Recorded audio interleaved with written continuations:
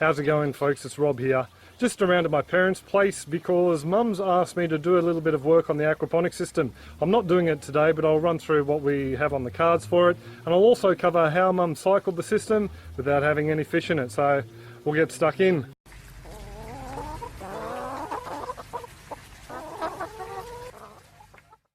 So there's the system as it stands at the moment, all the greenery side of things.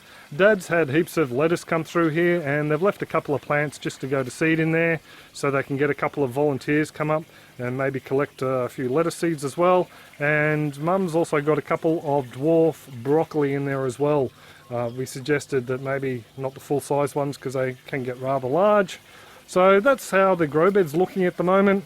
Down the base, Dad's just got the timber leaning up against the sump tank at the moment, mainly because they've decided that they're just that impressed with the way that everything's grown so far. They want to expand this system and add on another 2 grow beds and a fish tank and a filter. So that's pretty much all what I've been over here doing today, just discussing how we're going to add them to the system. What we're looking at doing is adding another bed on this side here. The inlet will be towards where I'm standing, and then the drain will be over there into the sump tank, and then another bed will be coming out here just beside that one there, so it'll be a bit of an L shape. The water will come in along the back and then filter down into it, the sump tank over that way. That plan may change yet. It's just a working plan at the moment. And over here we're going to have a fish tank. That's pretty much just going to be an IBC, one that came from our fish farm, and then we'll have a little solids filter arrangement there that'll just go straight back into the sump tank. So it'll effectively be the same as our system at home, a split flow system. Split flow meaning the flow from the sump tank is split between the fish and the grow beds. That's the simplest way to explain it, I figure. As for how the system's been going, you've harvested heaps of lettuce? Yes. Heaps of lettuce through here. Dad comes out and he progressively eats it. He'd probably eat them if he was allowed to. Dad will pretty much will eat anything he can get his hands on. Just down here in the sump tank, I just wanted to show you, they have got a bit of an algal issue, but that's going to be nothing, major to worry about. All they need to do is just get one of those little, what do they call them, plecos, get one of them in there, and that'll help tidy that up. The solids are accumulating on the base. That's pretty much all due to the fact that there's nothing down there stirring it around, basically moving the solids around so they can be picked up by the pump and then deposited out into the grow beds above it. Sorry about that little bit of glare there. They are getting a load of gum leaves in here. They don't seem to be causing any problem with the system. I have heard people say that they bring the pH down, but Mum and Dad at the moment actually have rather high pH in here. We'll just turn on this little doohickey. Here we go, we have a pH of 7.981, I think it stopped at 8.2 before. It may go a little bit higher. Yeah, it pretty much all stopped at 8.2 before. So the pH in this system at the moment is fairly high. It's really not a problem that the pH is high because Mum and Dad have rainwater tanks out the back. This has just been fed up on the town water, so the pH will be a little bit high. Rainwater generally is a little bit lower, so they can use that to actually stock the water in the fish tank once it goes in. We'll just have a look at temperature because I was concerned that maybe there might be a little bit cold in here. Just, because there's a small body of water. If I can get this camera to focus, and we're sitting at 17 degrees at the moment, so yeah, the silver perch that they're planning on running would do okay in here, but I would be happy if it was a little bit higher. As for the chemical side of things, just over here we've got Mum and Dad's little test kit here. It's just a little freshwater test kit.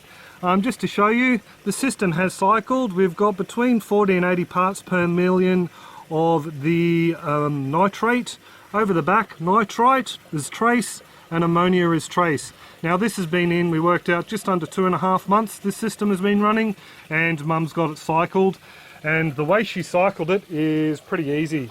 So what we've got here is the crumble. This is a native fish designed for silver and jade perch. It's just a little crumble, fairly cheap. I think it costs $8 or $9 for a tub, and this is more than enough to get the little fingerling started. Now for 10 fingerlings, that's probably a generous amount. So all Mum's been doing is just coming in here, feeding the fish, so to speak, even though there's none in here. And what happens is that feed will sink, go to the bottom of the tank, break down, release ammonia, and then nitrites and nitrate, and you get the system cycling that way. that's all Mum's done, and within about 2.5 months the system cycled nicely. She's also been adding in some liquid seaweed fertiliser as well, just to add some of the trace elements in here. I mean, the plants that have been growing have been looking fantastic so far. There would be a slight pH lockout though, just due to the fact that the pH is running so high. Some of those nutrients may not be available as readily as others, but I don't think it's too much of a drama really. I've got some acid that I use to cycle our systems at home, so what I'll do is I'll come over every second or third day for a while, just put a little bit in, just wait for the acid to basically bring down the pH, chew up some of those carbonates, and we'll see if we can balance it out at around about 7 before we go adding any fish in there. So what I think I might do is I might bring a couple of our smaller silver perch over, and we'll just let them run amok in the sump tank down here, and Mum and Dad can feed them to build up the nutrient load a bit more, play fetch with them and catch and that sort of thing. But the other job they'll do is they'll also move a lot of the solids along the base of the tank in there. They'll get them suspended in the water, so they'll go up through the pump and then deposit out in the biofilter here or the grow bed. And hopefully as well, the increased nutrient load will make the bacteria basically beef up a little bit, so there won't be as much of a shock when the new fish come into the system. So there we go. I might just pack up my pH meter there and that. It's dangling in there, and then I might go and try and get these leaves out. Just give you a quick look too at Mum and Dad's other beds. Keep in mind that it's the middle of winter down here in southeast Queensland, Australia.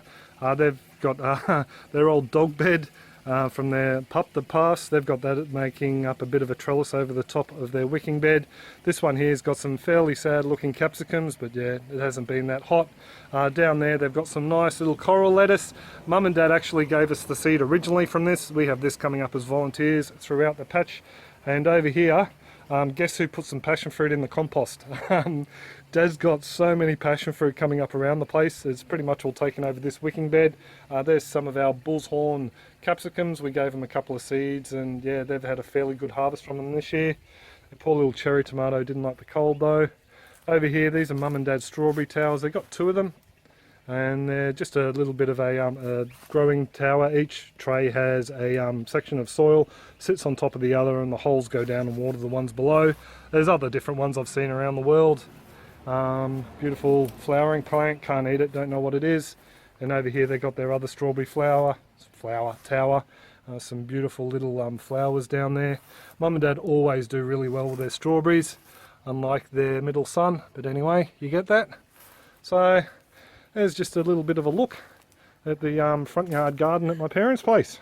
So as you can see, the system's coming along rather nicely, and I think having those extra grow beds out here, Mum and Dad will be able to grow a lot more food than they are already, especially out the front here. It creates a great conversation with the neighbours and their friends who come walking by every day.